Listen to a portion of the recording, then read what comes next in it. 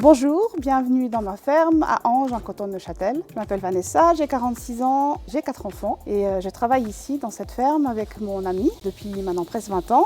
On a une ferme de taille moyenne qui fait à peu près 35 hectares avec des vaches allaitantes. On a aussi du poulet d'engraissement, des cultures, de la vigne, de la forêt et on fait pas mal de ventes directes. Alors on adresse ici un certain nombre de revendications auprès de l'OFAG et de nos autorités politiques. On demande à ce que les contributions pour le bien-être animal soient nettement revalorisées. C'est ce qui permettra aux paysannes et paysans de favoriser le bien-être de leurs animaux. On demande également à ce que les mises aux normes de bâtiments d'élevage soient prévues et calculées de sorte à ce qu'un amortissement d'au moins 25 à 30 ans soit compté pour l'amortissement de ces bâtiments. Ça veut dire que pendant ce laps de temps, on ne demande pas aux familles de refaire des investissements. On les laisse utiliser leurs bâtiments jusqu'à ce qu'ils soient amortis.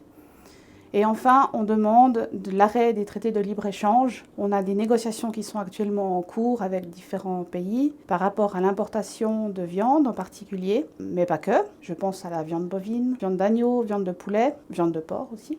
Et on demande à ce que ces traités soient interrompus, soient complètement abandonnés, parce qu'on est face à une concurrence déloyale pour les paysans et paysannes suisses qui sont soumis à des normes extrêmement strictes, des choses qu'on ne voit pas dans ces autres pays.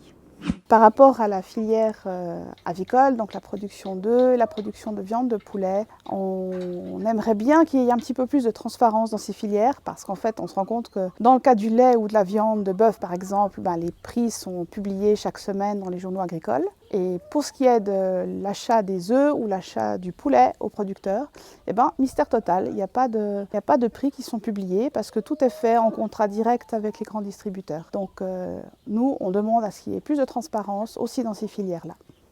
J'adresse maintenant un certain nombre de revendications à l'interprofession du porc. On a un marché qui est extrêmement mal régulé, avec l'offre qui ne correspond pas à la demande, une grande distribution qui fait un peu ce qu'elle veut et on demande à ce que ce marché soit maintenant régulé, c'est-à-dire que les acheteurs annoncent les quantités dont ils ont besoin, les éleveurs élèvent ce qui est demandé et le prix est fixé.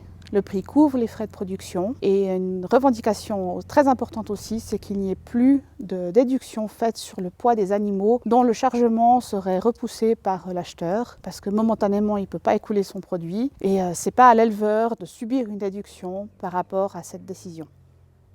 Par rapport à la production de viande, notre revendication pour la grande distribution, c'est de cesser toutes les promotions, les actions sur la vente de viande dans le rayon parce qu'on estime que c'est vraiment mépriser le travail du paysan et c'est également mépriser la vie de l'animal.